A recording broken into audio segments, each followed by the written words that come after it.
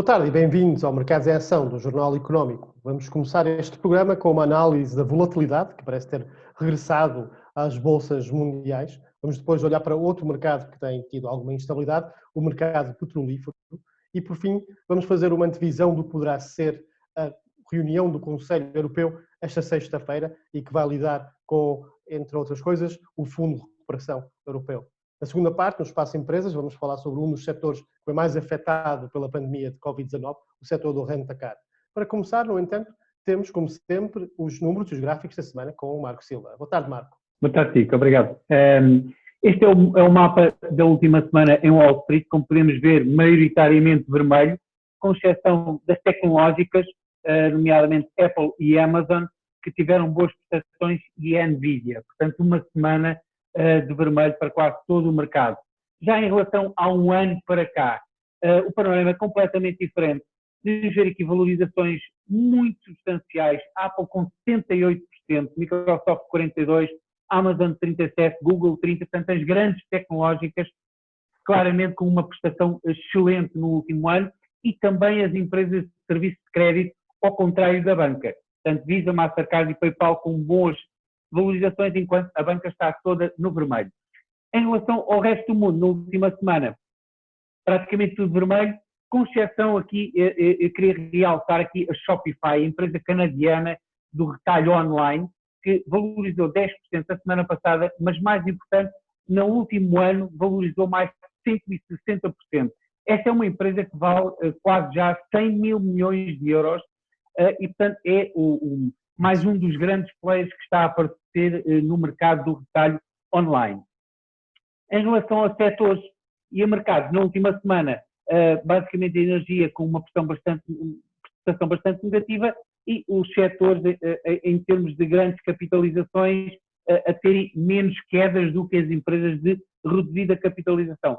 Já em relação aos mercados, estiveram mais ou menos equivalentes, com exceção das tecnológicas em Wall Street, que tiveram uma prestação menos negativa que o restante índice. Já em relação ao ano para cá, as tecnológicas, claramente o Nasdaq com uma performance muito superior ao restante mercado, e aqui podemos ver o gráfico do S&P 500, por exemplo, que apesar de ter sido quase uma subida constante, não está tão forte como o Nasdaq, que está em máximos históricos, aliás, e o S&P 500 ainda não. E o S&P 500, que está num canal ascendente, ficou em cima primeiro, ficou em baixo, e agora está um bocadinho acima de meio. Portanto, vamos ver se o futuro irá trazer um novo teste à parte superior. Este é o gráfico do euro-dólar semanal, só para dar nota aqui de um canal descendente, mas que está a alargar, portanto, mais volatilidade no principal par de moedas. Em relação ao ouro, está muito perto de máximos de 2011, 2019, nos 1730, vamos ver se o ouro voltará a bater novos máximos em breve. E, por fim, o gráfico do Brent, que depois deste duplo fundo que tem aqui, está quase a fechar o gap, portanto está aqui uma zona quase certamente que será a estar aqui nos 45, 46 dólares, portanto o Brent ainda tem aqui algum espaço para subir, e é tudo, Chico. Obrigado, Marco. Vamos tocar em muitos desses temas na nossa conversa com o João Queiroz, diretor da banca online do Banco Carregosa. Boa tarde, João. Obrigado pela presença no programa mais uma vez. Boa tarde, viva. João, vamos começar com o que aconteceu nas bolsas e o que aconteceu na passada quinta-feira. Houve um sell-off grande nas bolsas, especialmente em Wall Street, depois de Jerome Powell, presidente da Reserva Federal, ter feito uma projeção de uma recessão de 6,5% nos Estados Unidos para este ano e dito que o caminho da recuperação ainda é longo. O que é que, na tua visão, representa este mini crashing numa sessão em Wall Street? As palavras de Jerome Powell provavelmente despoltaram mais aqui uma consolidação, uma correção dos principais índices, principalmente da parte tecnológica, que já algumas sessões, já quase uma semana e meia antes, já vinha mostrando aqui alguma fadiga na subida ou na valorização, e aproveitou-se ou ficou sincronizada as palavras de Jerome Powell, que revelou também mais aqui a parte da incerteza e fez com que ajudou a que os mercados tivessem aqui um espaço para fazer alguma correção, alguma consolidação. Foi depois de termos um mês de abril bastante forte e robusto, maio também teve essa sequência, se tirarmos ali excetuarmos a primeira semana de maio, portanto pareceu lógico termos tido aqui algum espaço a fazer alguma correção, que depois também no fim de semana foi adicionado aqui com alguns dados sobre a evolução da pandemia e os novos casos, em face aqui do cenário também de reabertura das sociedades e retoma e recuperação de alguma da atividade. Este campo de incerteza, claro, desenhou na parte dos ativos de mais risco, aqui na parte de mais ações, e porque também as ações, principalmente dos Estados Unidos, estão a prémio face com aquilo que é a atual realidade. Se considerarmos a evolução dos ganhos por ação projetados para os próximos trimestres e para o conjunto deste ano, estamos um pouco deslocados, estamos um bocado à frente daquilo que é o valor do mercado. A Europa provavelmente não está no seu fair value, está um pouco mais à frente, mas em termos relativos a Europa aí também já está um valor mais a desconto comparativamente com as ações dos Estados Unidos. Mas voltando aqui um pouco também à questão de Jerome Powell, efetivamente há aqui alguns pontos que criam alguma incerteza, principalmente pela perspectiva deles considerarem que não estão a pensar em novas subidas das taxas de juros.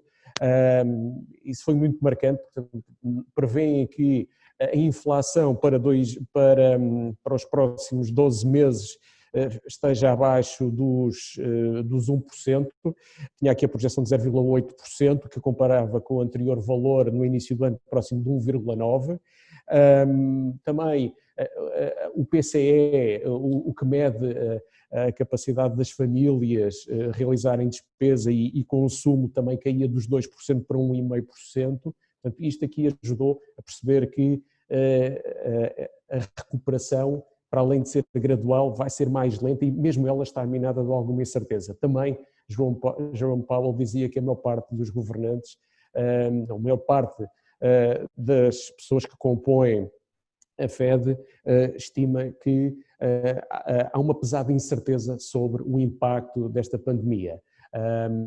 João, deixa-me pegar aí nessa palavra de incerteza, porque na realidade foi isso que também disputou um pouco a questão do sell-off no fim de semana, portanto a incerteza eventualmente de uma segunda vaga, porque houve um aumento dos casos nos Estados Unidos, mas o que é certo é que depois foi o próprio FED que retirou toda essa incerteza e os índices norte-americanos deram uma reviravolta enorme e fecharam segunda-feira a ganhar. E existe claramente aqui a probabilidade de uma segunda vaga que possa afetar a economia, sendo certo que o secretário do Tesouro norte-americano já disse que não vão fechar de novo a economia, caso exista uma segunda vaga, mas temos também aqui o Fed a servir como backstop, ou seja, mais do que o que foi indicado ontem, o princípio, que eu acho que o principal foi o princípio, ou seja, o Fed estará lá. O sinal de apoio. Exato. A pergunta sendo se quanto tempo é que a Fed, na realidade, poderá continuar a fazer isto e criar um certo desfazamento entre o que acontece nos mercados e o que está acontecendo na economia. Portanto, recordar que estamos no pior trimestre de sempre, não é? A Fed parece comprometida em manter todo o apoio necessário e tem aqui uma visão, comparativamente com a Europa, mais incisiva, mais cirúrgica. E podemos verificar também aquilo que esteve na base da recuperação que estamos a assistir nesta manhã, ou nesta sessão, e que se verificou durante a sessão de ontem. Houve aqui um programa mais destinado à aquisição de obrigações corporativas, portanto, há aqui uma tentativa de chegar o mais próximo possível das famílias e dos trabalhadores, depois terem implementado aquela medida de fazerem transferências diretas para cada família necessitada, ou emissão de cheques, ou propriamente de cartões bancários destinados a algumas famílias, ou um conjunto de famílias. Na sessão de ontem tivemos aqui a aquisição de obrigações corporativas, que ajuda principalmente as chamadas SMEs, ou as PMEs na designação portuguesa, que vem ajudar principalmente as empresas que têm necessidade de linhas de financiamento e de tesouraria para poderem acompanhar esta fase de incerteza da economia relacionada aqui com a pandemia. Isto agrada aos investidores e ajuda a perceber que a Fed tem ferramentas e está seriamente a utilizá-las para chegar o mais próximo das famílias e dos trabalhadores. Eles tinham referido, Jerome Powell tinha referido que, infelizmente, estimavam que milhões de cidadãos não iriam recuperar os antigos postos de trabalho. E também referia, curiosamente, a propósito dos acontecimentos que estamos a ver, no ponto de vista racial, que em termos daquilo que era a estrutura dos trabalhadores, iria afetar mais classes como as mulheres, os afro-americanos e os hispânicos. Há aqui algum trabalho também por parte da Fed e há alguma necessidade, então, de, veem eles e têm estado, parecem estar a trabalhar nesse sentido, poder apoiar o mais próximo possível relativamente à economia real.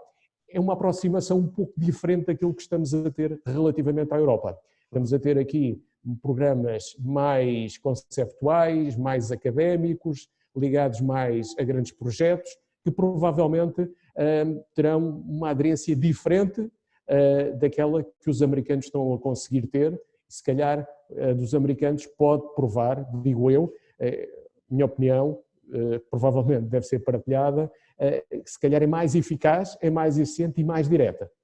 Certo, João. Muito interessante essa explicação sobre a diferente dicotomia entre o que está a acontecer nos Estados Unidos com a Fed e na Europa com o BCE e com a União Europeia. Já lá vamos, temos um segmento dedicado ao que vai acontecer esta sexta-feira, mas antes disso queria tocar no outro mercado, como o Marco já mencionou na apresentação dos gráficos, que é o mercado petrolífero.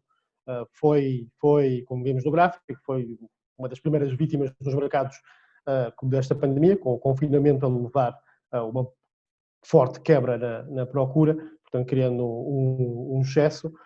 Estabilizou durante algum tempo, está a aumentar, mas continua com volatilidade. Há dias em que o foco está no receio de uma eventual segunda vaga e novos confinamentos e, portanto, uma nova quebra na procura, e por outros dias o foco parece estar na reabertura da economia, que está a acontecer agora, e no aumento da procura à medida que vamos viajando mais e voltando a uma certa normalidade. O que é que se pode esperar nos próximos meses? O que é que a OPEP Plus, por exemplo, poderá fazer para incentivar mais esta estabilização, uma estabilização ou até um aumento dos preços? Provavelmente a OPEP, aqui composta também por alguns países que sofreram bastante, muitos países produtores sofreram bastante desta travagem da economia e provavelmente a incerteza no gradualismo desta recuperação também estará a afetar os respectivos orçamentos. Grande parte destes países produtores são altamente dependentes, é uma evidência, da exportação e da procura global relativamente ao crudo.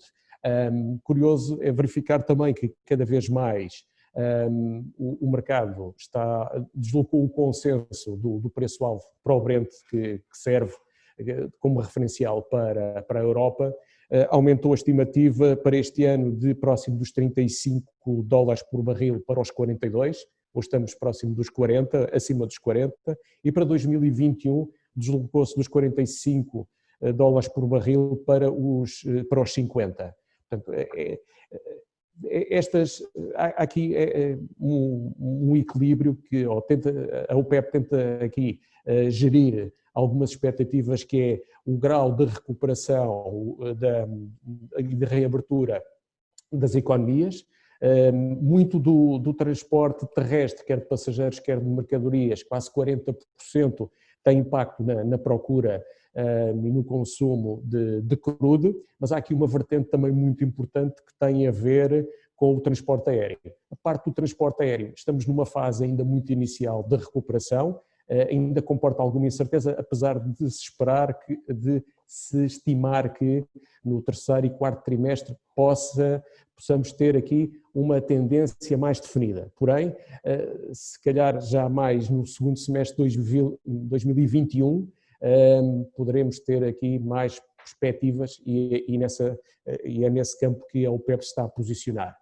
Tem que equilibrar entre a necessidade de ter receitas para os seus orçamentos de Estado, por outro lado, ir gerindo também o fluxo de produção de acordo com a curva da procura agregada, de forma a manter os preços a um nível de equilíbrio mais próximo, no caso do Brent, relativamente aos $50. Agora vai fazer, provavelmente, o que no curto prazo vai ajudar a mexer este consenso, poderá ser agora mais na questão do transporte aéreo, uma vez que em termos, por exemplo, do transporte naval de mercadorias, aí vai depender também depois dos circuitos e do crescimento económico global e da rede logística. João, e esta semana a Conselho Europeu, onde vai discutir o orçamento e o fundo de recuperação de 750 mil milhões de euros. Nos Estados Unidos há muitos apoios que já estão a terminar, inclusive que já foram colocados na economia. Nós ainda estamos a falar como é que vai ser feito este fundo. É esperado realmente aqui alguma decisão em concreto? Vai haver novidades? Vai haver um acordo para já?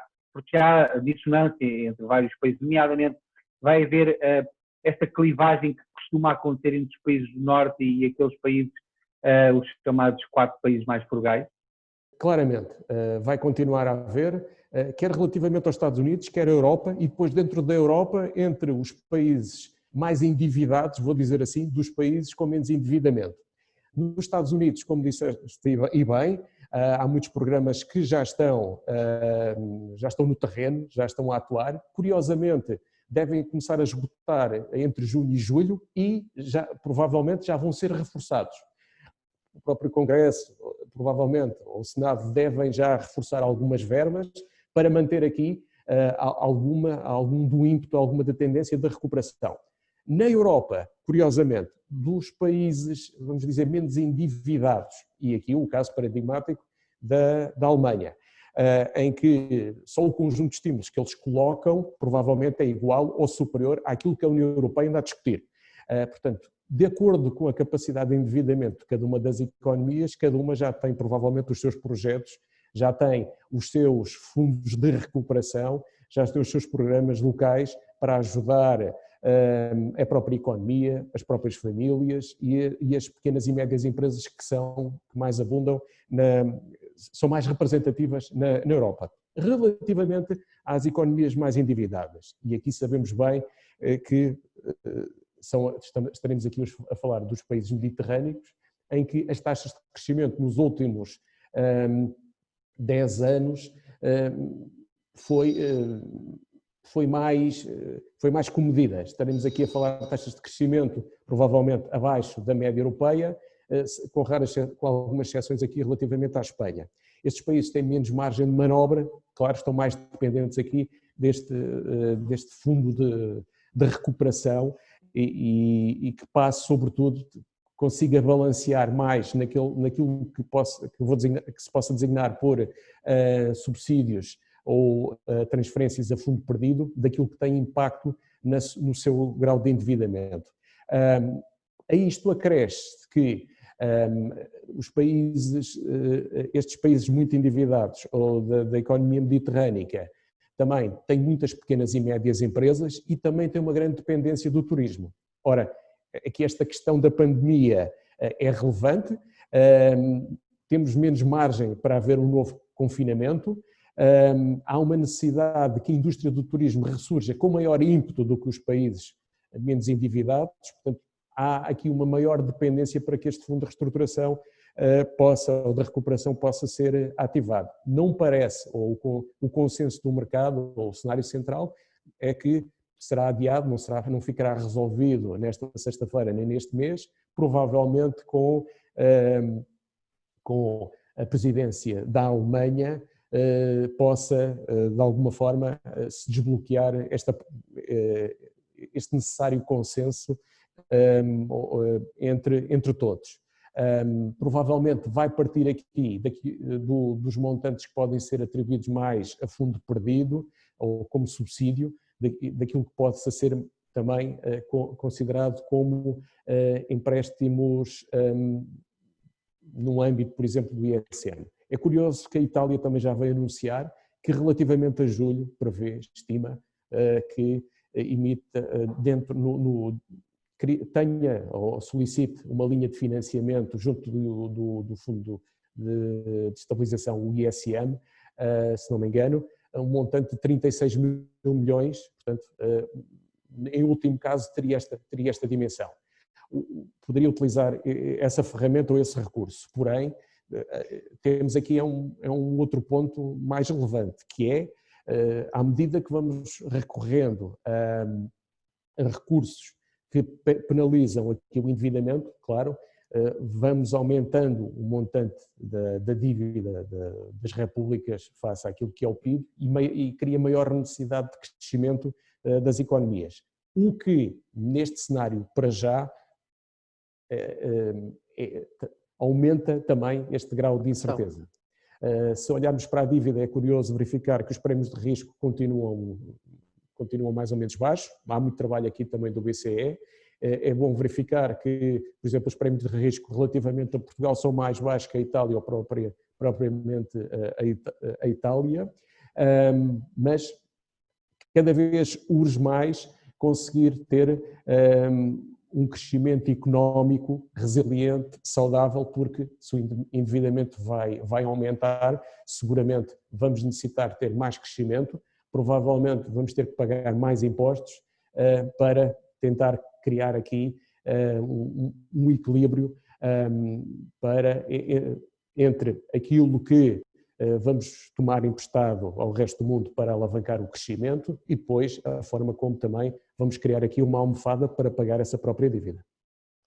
João, muito obrigado por essa análise muito completa, essa antecipação muito completa ao Conselho Europeu e o que vai acontecer a seguir a isso no processo de aprovação destes apoios à economia europeia. Obrigado pela presença no programa e até uma próxima oportunidade, João. Obrigado.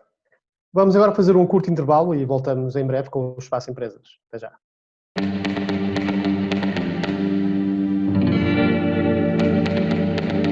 As figuras decisivas. Transferências milionárias. Os milhões que movimentam o desporto.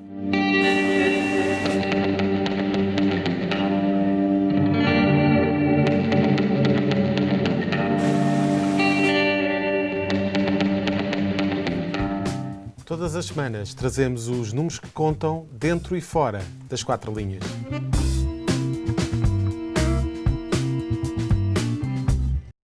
Bem-vindos de volta ao Mercados em Ação, do Jornal Económico. Passamos agora para o Espaço Empresas e temos connosco o Paulo Moura, Diretor-Geral da Europcar Portugal. Boa tarde, Paulo, e obrigado pela disponibilidade em participar no programa. Muito boa tarde, é um prazer participar. Paulo, por definição, o Rent-A-Car é um instrumento da mobilidade, seja para turismo ou para trabalho, algo que o confinamento desde março deste ano veio congelar durante várias semanas. Qual é que foi o impacto que isto já teve no setor, seja na Europcar, a nível nacional e também global? Pois, enfim, uma boa parte do nosso negócio, uma componente importante, tem a ver com o turismo e, como todos sabemos, o turismo está na frente do impacto que o Covid-19 tem tido na atividade económica.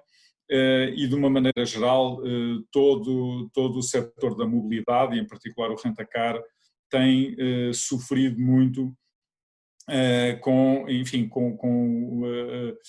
o congelamento, o fecho das fronteiras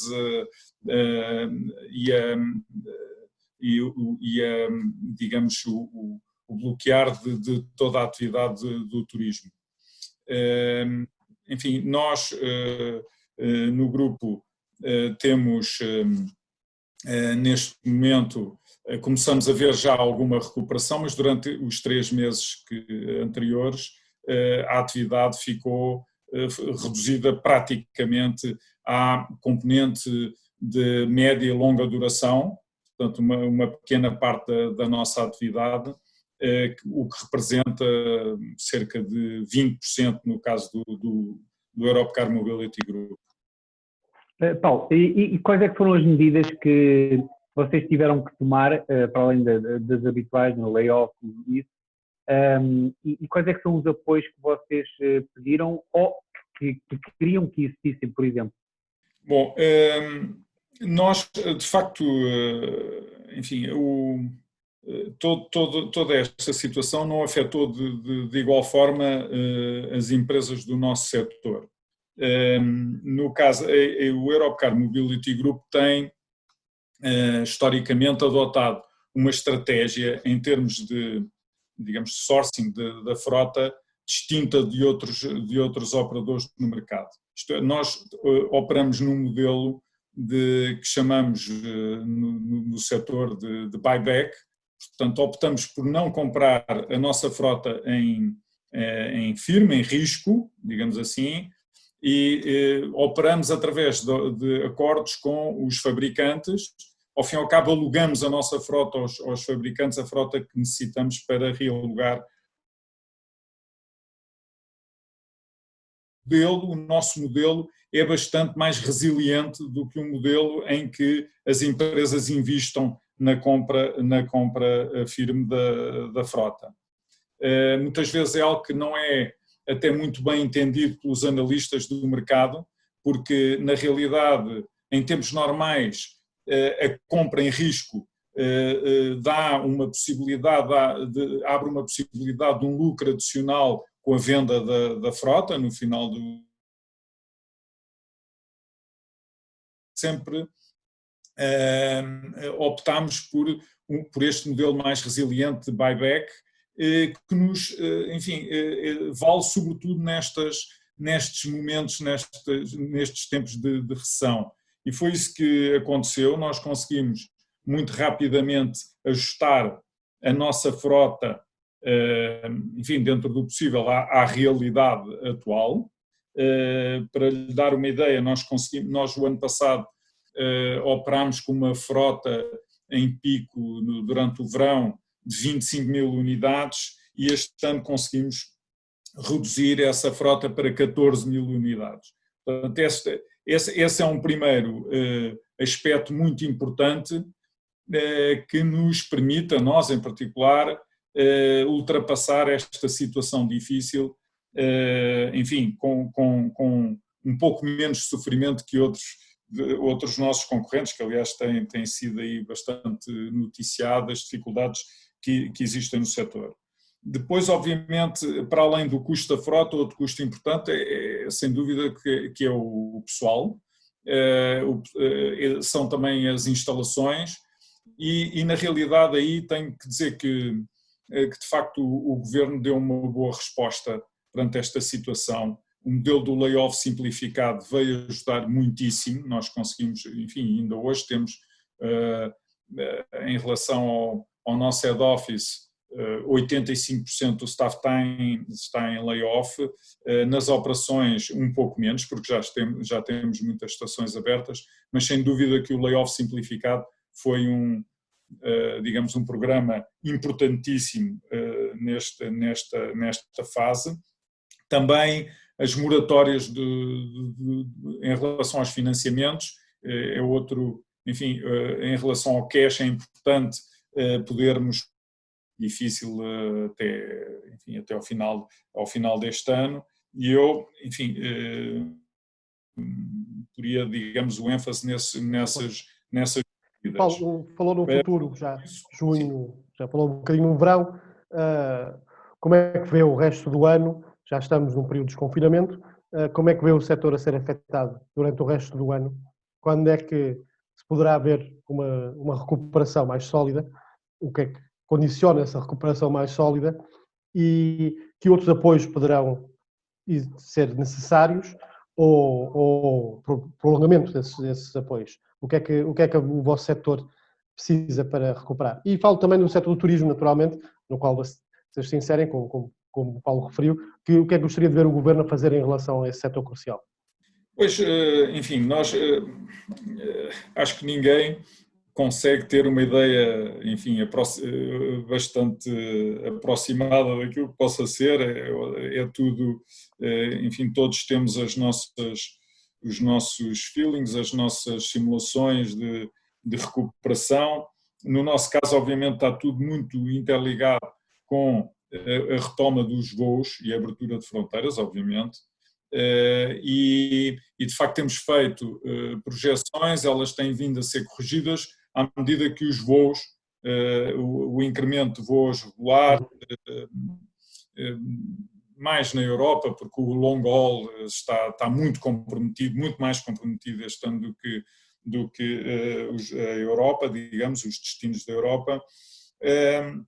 Enfim, tudo depende disso. Nós, neste momento, posso-lhe dar uma ideia, temos, ao dia de hoje, a nossa quebra é de 67% versus o ano passado, o período homólogo. Alugueres ou faturação? Em termos eu estou-lhe a falar em carros on-rent, isto é, Ok, de capacidade, sim. tenho 67% a menos de carros alugados do que tinha há um ano atrás. Sim. Isso vai se traduzir ainda, digamos, numa quebra maior na receita, porque face a esta escassez, obviamente que os preços tendem a sofrer, como é natural. A nossa estimativa neste momento é que consigamos fechar o ano com uma quebra de 50% na faturação. É a nossa melhor estimativa a esta data. Uma recuperação total para níveis de 2019, achamos que só talvez no final de 2022 ou mesmo 2023. Portanto, isto é, na nossa opinião, na opinião do Europcar Mobility Group, aqui não estou a falar pelo setor, embora eu também seja presidente da Associação dos Rentacars, aqui falo pelo meu grupo, não pelo setor, mas achamos que, de facto, antes de 2023, final de 2022, 2023, não iremos, de facto, recuperar. Como medidas, medidas adicionais que poderiam ser consideradas. Nós temos vindo a solicitar ao Governo, seja através da nossa associação, da ARAC, seja através da Confederação do Turismo de Portugal, enfim, algumas medidas adicionais, nomeadamente estender o processo do layoff simplificado. Isso não foi possível, eu também entendo que temos recursos limitados, não somos um país rico e, portanto, há um limite daquilo que o Governo pode fazer. Temos pedido também outro tipo de apoios, nós recorremos, por exemplo, ao diferimento do IVA, é uma medida importante. Pedimos também, digamos, uma eliminação, uma suspensão do sistema do pagamento por conta do IRC, que neste contexto não faz sentido nenhum, não é? Nós iríamos este ano ter que pagar adiantado um imposto sobre, enfim, uns milhões de resultado que tivemos o ano passado e este ano o resultado vai ser negativo, portanto não faz sentido estar a ter esse custo. Em relação ao nosso setor, pedimos também algo que pudesse ser feito em termos do imposto único de circulação, visto que temos uma boa parte da frota parada, a frota que está parada não deveria pagar imposto de circulação, mas, enfim, não temos em relação a este último e ao pagamento por conta ainda não há, digamos que, uma solução. Uma posição final. Paulo, e em termos de mudanças estruturais, isto foi um evento claramente disruptivo, trouxe algumas mudanças, irá trazer algumas mudanças, existe já alguma percepção do que poderá mudar, não só em termos de organização interna, mas também em termos de estrutura de negócio? Sem dúvida, olha, enfim, no nosso grupo já há alguns anos que vínhamos desenvolvendo soluções que permitam o acesso direto ao carro. Isto é, toda a gente que usa os serviços de rentacar, enfim, sinto que nós temos aí uma grande responsabilidade,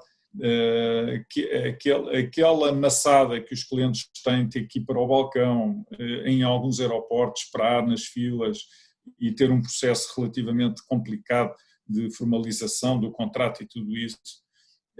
Nós estamos a acelerar medidas, programas que vão permitir, ou que já permitem hoje, mas vamos divulgá-las muito mais e implementá-las em todos os locais, que permitam o acesso direto ao carro.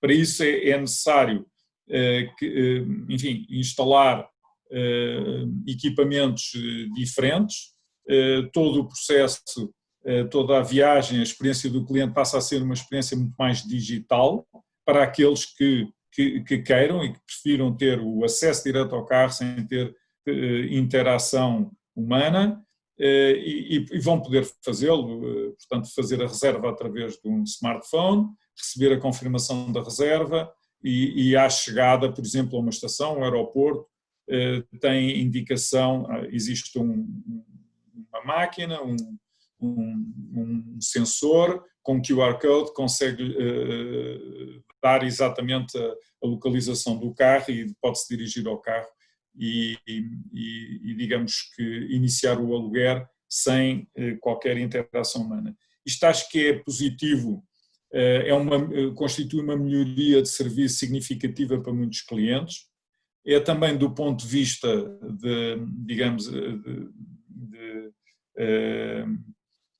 de controle da infecção importante, porque evita ter que estar fechados e contacto humano, e portanto eu acho que será sem dúvida uma primeira grande tendência que muda, que é bastante disruptiva no nosso setor e evolui acho que é num sentido muito positivo. Em relação por exemplo, também à nossa organização, os head offices, eu acho que vão ter tendência a encolher um pouco, vamos ter que respeitar o distanciamento, portanto vamos possivelmente trabalhar mais, manter uma parte do staff, ou no nosso caso estamos a optar por fazer rotativamente teletrabalho, e portanto isso é para manter, é uma boa prática que nos permite também ter savings em termos de espaço, de escritórios e tudo isso. Paulo, uma última pergunta. Vimos que no setor em termos globais houve uma das gigantes, a Hertz, declarou falência nos Estados Unidos e está a tentar refinanciamento. Veio, como o Paulo disse logo no início, veio demonstrar alguma atenção sobre este setor durante a pandemia. Como é que vê, a nível global, a resistência, força de resistência dos grandes players? Vão resistir? Há alguns players que poderão não se conseguir adaptar aos novos mecanismos, aos novos paradigmas, como estava a dizer? O que é que este setor vai ser nos próximos 5 anos? Olha, eu não sei se todos irão resistir. Enfim, eu francamente digo, eu gostaria que sim. Nunca é bom para o setor, apesar de estar a falar de concorrentes, nunca é bom para o setor haver falências, e estou convencidíssimo que as empresas que estamos a falar, nomeadamente, são as empresas americanas que têm tido mais dificuldades. Eu creio que tem a ver com o tal modelo de negócio, com o modelo de risco, de frota em risco, mas estou convencido que vão conseguir reestruturar a dívida e continuar. Eventualmente as empresas terão que fazer algum downsizing, enfim, também redimensionar a sua estrutura, mas estou convencidíssimo que marcas tão fortes como essas onde se manter, e isso é bom para o setor. Eu acho que seria péssimo se não fosse assim.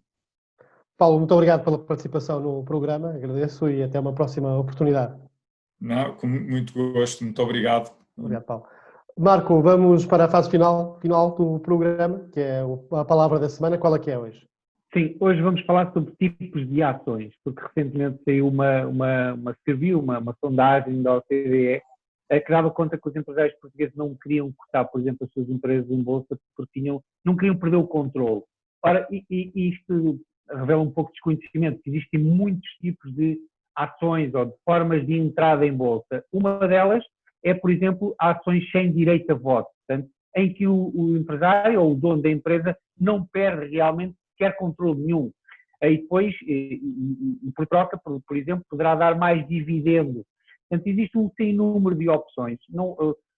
A ideia de que as ações só existe um tipo que tem um direito a um voto cada ação e tem direito a um X dividendo todos por igual, não é verdadeiro. E, portanto, existem várias soluções para cada uma das intenções do empresário. Portanto, é importante, primeiro, procurar para depois também fazer uma melhor escolha. Obrigado, Marco, por mais um momento de literacia financeira. Agradeço também aos nossos telespectadores pela preferência e até à próxima semana. Muito obrigado.